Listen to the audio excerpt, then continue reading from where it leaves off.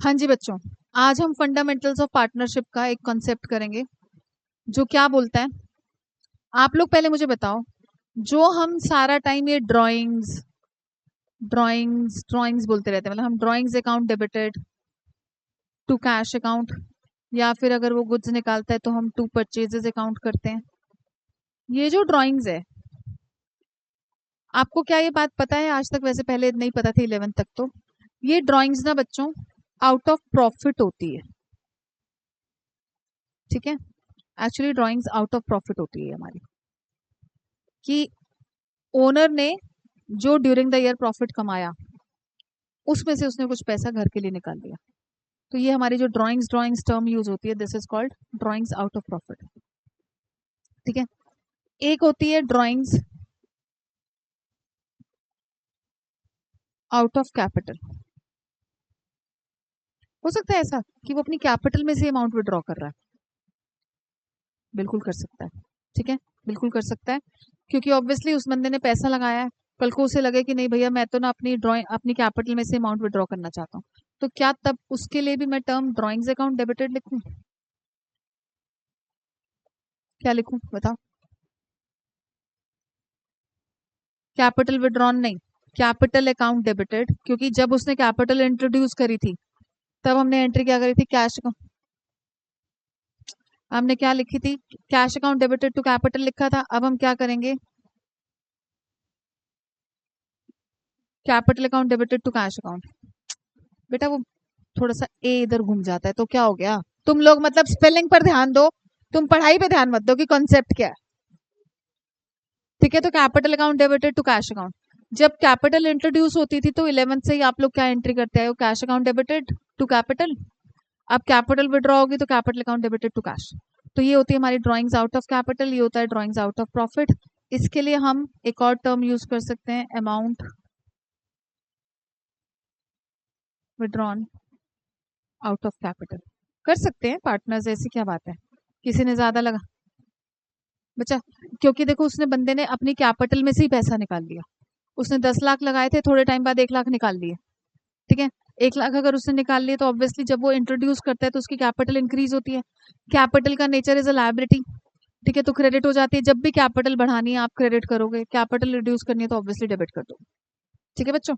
तो इसी के ऊपर बेस्ड हमारा आपका टीएस ग्रेवाल का 2024 का एक इलस्ट्रेशन है, वो करा रही हूँ मैं। Illustration number 24, page number 1.38। क्या बोल रहे हैं बच्चों इसमें? देखो, रमेश एंड नरेश वाला क्वेश्चन है ये। Ramesh and Naresh are partners in a firm.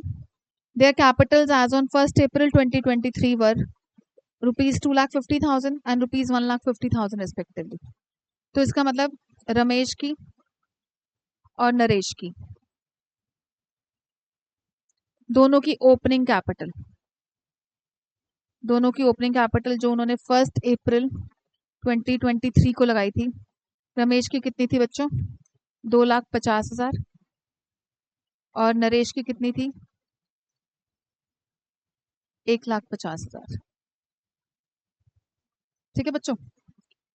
अब दे शेयर प्रॉफिट्स इक्वली।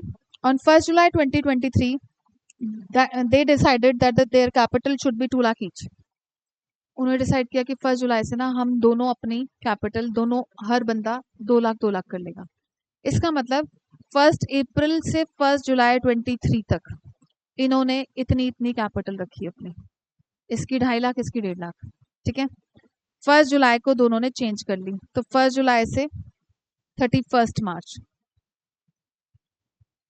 इसने भी 2 लाख कर ली और इसने भी 2 लाख कर ली। ईयर एंड तक 2-2 लाख चली होगी ना।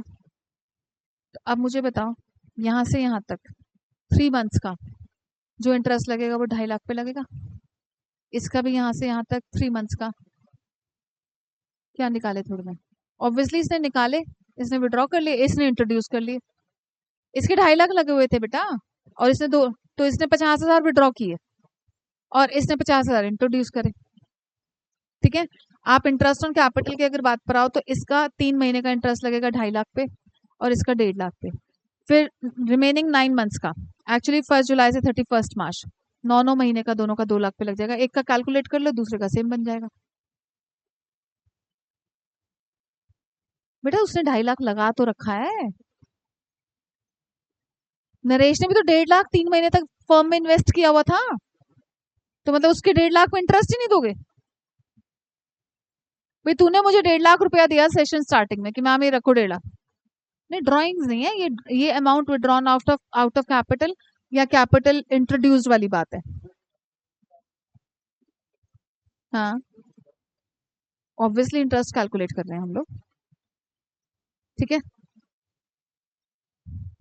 तो आप क्या करोगे इसके रिगार्डिंग, रमेश के रिगार्डिंग 2.5 लाख पर 2,50,000 रेट ऑफ इंटरेस्ट है जो कैपिटल पर लगना है 8% का। इसमें भी अगर पर एनम हट जाता ना तो स्यापा हट जाता सारा, पता है। पर इसमें हटाएंगे नहीं वो लोग, ये ध्यान रखना, कभी नहीं हटाएंगे बोर्ड एग्जाम में भी। पीए वर्ड भी तो दे रखा है ना बेटा, फिर आपके मंथ्स हट जाते। 9/12, तो जो भी अमाउंट आएगा दोनों को ऐड कर लोगे। 5,000 इसका हो गया, 12,000 इसका हो गया, टोटल इसका आईओसी बन गया बच्चों 17,000। इसके रिगार्डिंग पहले 1.5 लाख पे लगाना है आपको, 1,50,000 इंटू 8/100 इंटू 3/12, 3,000 रुपये। इसके बाद आपको 2 लाख पे तो वही सेम चल जाएगा इसका, 2 लाख इंटू 8/100 इंटू 9/12, 12,000 इसका भी आ जाएगा, टोटल 15,000। ठीक है, क्लियर है बच्चों, आई बात समझ? अब इसी में मैं आपको करा रही हूँ calculation of opening capital. Calculation of opening capital के रिगार्डिंग आप लोगों को आपका 11th का ही फंडा है वैसे तो। 11th में याद है प्रॉफिट और लॉस का फॉर्मूला करते थे अकाउंटिंग इक्वेशन वाले चैप्टर में, वही सेम कहानी है।